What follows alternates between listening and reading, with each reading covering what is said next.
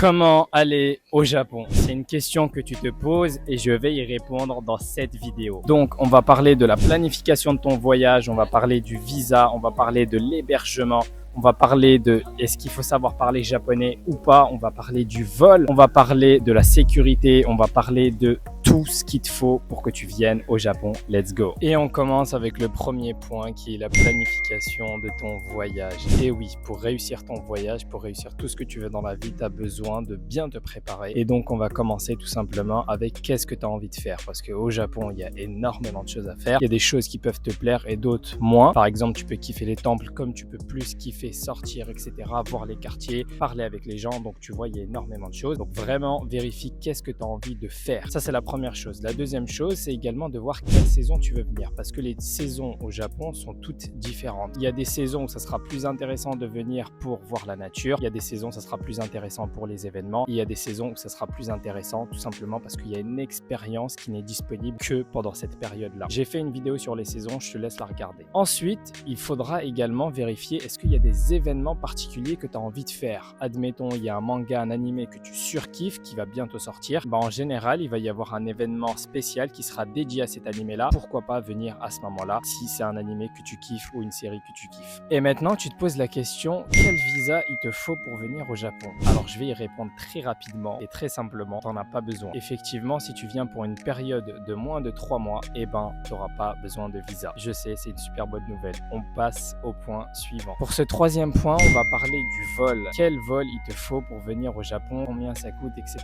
Pour le prix, je peux pas te dire parce que ça change tout le temps. En fonction des saisons, en fonction de ce qui se passe dans le monde, le prix fluctue. Mais s'il y a un conseil que je peux te donner, c'est d'aller voir directement sur un comparateur de prix comme Skyscanner. Je pense que c'est le meilleur et moi, c'est celui que j'utilise tout le temps. Donc, tu prends Skyscanner et tu fais tes recherches. Tu fais tes recherches sur plusieurs saisons ou tu fais tes recherches par rapport au moment où tu as envie de venir. Ensuite, tu actives les alertes. Ça, c'est un super conseil que je te donne puisque des fois, les prix des billets d'avion vont baisser. Sauf que les gens vont se jeter dessus et le prix qui est super intéressant, tu ne l'auras pas. Donc, le meilleur moyen d'avoir les meilleurs prix, c'est d'activer les alertes. Et le deuxième conseil que je te donne, c'est de t'y prendre à l'avance. Et oui, plus tu vas t'y prendre à l'avance, plus tu auras des meilleurs prix. On va maintenant parler du quatrième point qui est l'hébergement. Et ça occupe une place importante dans ton budget. C'est important de savoir qu'est-ce que tu as envie de prendre comme hébergement. Donc là, tu vas avoir 3 solutions. Je vais te donner la solution pas chère. Ensuite, je vais te donner la solution moyenne pour les gens moyens qui ont de l'argent. Et ensuite, je vais te donner l'offre VIP, ce que je te conseille si tu as de l'argent et si tu as envie de vivre une véritable expérience que tu n'oublieras jamais de ta vie. Alors, si tu n'as pas beaucoup d'argent, moi, ce que je te conseille, c'est soit les auberges de jeunesse, soit les capsules hôtels qui existent au Japon, soit les manga cafés. Les manga cafés, c'est tout simplement, tu vas réserver quelques heures, donc admettons 7-8 heures, et tu vas payer que ces 7-8 heures-là et tu auras un lit, enfin, entre guillemets, tu vas avoir un endroit où dormir et tu vas avoir une douche et un endroit où poser tes affaires. Pour l'hébergement moyen, ce que je te conseille, c'est de tout simplement passer par le classique Airbnb. Comme ça, tu auras plus d'intimité, tu pourras cuisiner si tu en as envie, tu pourras faire ce que tu as envie de faire avec beaucoup plus d'intimité que dans les points que j'ai mentionné plus tôt. Ensuite, si tu veux level up, si tu as vraiment envie de passer la meilleure expérience possible au Japon, je vais te présenter les ryokan. Les ryokan, c'est tout simplement des hébergements traditionnels où on va te faire une petite cérémonie du thé, on va t'offrir le petit-déj ou le dîner. Parfois, tu vas avoir des cours de calligraphie, on va te présenter la culture du Japon. Tu vas être traité comme un roi avec un service à la japonaise. Donc, si c'est vraiment une expérience que tu as envie de faire, je te conseille de faire les ryokan. Ensuite, là, je te propose quelque chose encore plus haut de gamme. Faut savoir qu'au Japon, tu as les hôtels 5 étoiles avec des chefs qui vont te préparer des sushis que tu n'auras jamais goûté de ta vie. Tu vas goûter à une expérience parce qu'il faut savoir que le luxe au Japon, c'est vraiment un truc de ouf. Donc, si tu as l'argent, viens découvrir les hôtels les plus luxueux du Japon. Et je te promets, tu vas pas le regretter. Bon, maintenant, on va parler de la langue. Est-ce qu'il faut savoir parler japonais en venant au Japon? Alors, pour répondre à cette question, concrètement, non. T'as pas besoin de parler japonais pour venir au Japon. Par contre, plus tu vas savoir parler japonais et meilleure sera ton expérience. Donc, franchement, je te le recommande à 2000% d'apprendre un minimum en venant. Par contre, si tu te demandes c'est quoi le strict minimum de savoir parler japonais en venant au Japon, je vais te dire, il te faut 3 mots. 3 mots, si tu les connais, je pense que c'est l'essentiel de l'essentiel au Japon. Donc, on va dire s'il te plaît. S'il te plaît, tu dis onegai shimasu. Ensuite, tu vas demander pardon. Pour demander pardon, tu vas dire sumimasen. Et pour dire merci, tu vas dire arigato gozaimasu. Donc ça va être ces 3 mots les plus importants. Et d'ailleurs, je pense que c'est le cas pas que au Japon, dans n'importe quel pays, je pense que c'est les 3 mots les plus importants. Dis-moi ce que tu en penses dans la description. Bon, maintenant, on va parler de budget et d'argent. Combien d'argent il te faut? C'est quoi le budget qu'il te faut pour venir au Japon? Franchement, c'est une question vraiment difficile parce que ça va énormément dépendre de toi, de tes envies, de ce que tu aimes faire, de ce dans quoi tu aimes dépenser. Est-ce que tu préfères dépenser dans des souvenirs? Est-ce que tu préfères dépenser dans ton expérience, dans ton activité? Est-ce que tu préfères dépenser dans tes hôtels? Il y a trop de facteurs qui jouent. Est-ce que tu vas beaucoup te déplacer, etc., etc.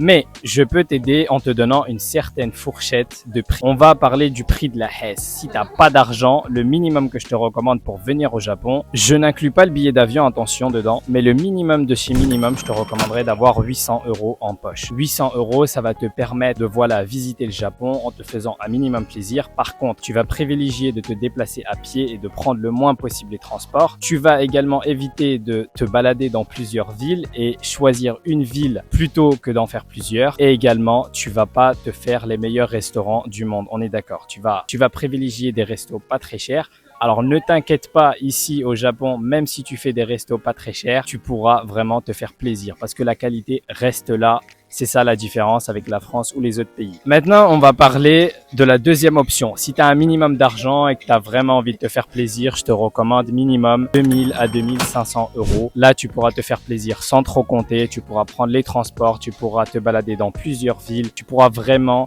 t'amuser, prendre des souvenirs, etc. Vraiment te faire plaisir sans trop regarder. Après, bien évidemment, tu vas pas faire le fou et prendre les hôtels. Bien évidemment, tu vas pas faire le fou et prendre les hôtels 5 étoiles dont j'ai évoqué plus tôt, mais tu vas vraiment te faire plaisir et c'est ça qui compte. Par contre, là, je me rends compte que je t'ai parlé de 800 € et 2000, 2500 €, mais j'ai pas évoqué sur quelle période. C'est un prix que je te recommande sur une période de 2 semaines. Voilà. Donc sur 2 semaines, si tu es en Hesse, 800 €. Bon, maintenant pour ta sécurité, on va aborder le point sécurité. Ce que je te conseille fortement, c'est de prendre une assurance voyage quand tu vas venir au Japon. Alors bien sûr, c'est pas obligatoire, c'est facultatif, mais crois-moi, si t'arrive une galère, tu seras bien content de l'avoir. Personnellement, j'ai eu ce problème-là, j'ai pas pris mon assurance voyage. Résultat, je suis resté bloqué en Hongrie parce que j'avais mon escale en Hongrie. Me demande pas trop les détails parce que c'était vraiment une grosse galère, mais en gros, j'ai dû rester 24 heures parce que c'est débile. Il s'était trompé de vol, etc., etc. Enfin bref, c'était trop une galère. J'ai dû repayer le billet de ma poche. Enfin bref, fais-moi confiance, paye un petit peu plus cher pour avoir ton assurance voyage et comme ça, tu n'auras pas à payer un second billet d'avion qui va te coûter d'ailleurs plus cher que le premier parce que le premier, tu auras planifié, etc. Mais le deuxième, tu vas devoir le payer parce que tu es bloqué pour ce putain de pays qui est la Hongrie. La deuxième chose, c'est de venir avec 2 cartes de crédit. Et oui, parce que si tu perds, on sait jamais, si tu perds ta carte de crédit au Japon, ça va être une moche galère et tu vas pas pouvoir t'en sortir si t'as pas un minimum de cash avec toi. Fais-moi plaisir. Prévois une deuxième carte de crédit, comme ça t'évites tout quiproquo et tout problème. Le troisième point, c'est d'avoir un minimum de cash avec toi. Sait-on jamais, au Japon, on va utiliser la plupart du temps du cash dans toutes les situations. Donc parfois, on va pas accepter ta carte de crédit et si tu n'as pas un minimum d'argent pour te balader avec toi, tu risques d'avoir des problèmes si tu as envie d'avoir accès à ceci ou cela. Donc fais-moi plaisir, prends également un minimum de cash pour être sûr que ton voyage se déroule sans problème. Maintenant, on va parler du transport. Le transport, c'est très simple. Si tu as envie de te balader au Japon, soit tu te fais chier à prendre ticket par ticket à chaque station dans laquelle tu vas monter ou descendre, soit tu te fais pas trop chier, t'achètes une carte Suica, Passmo, etc.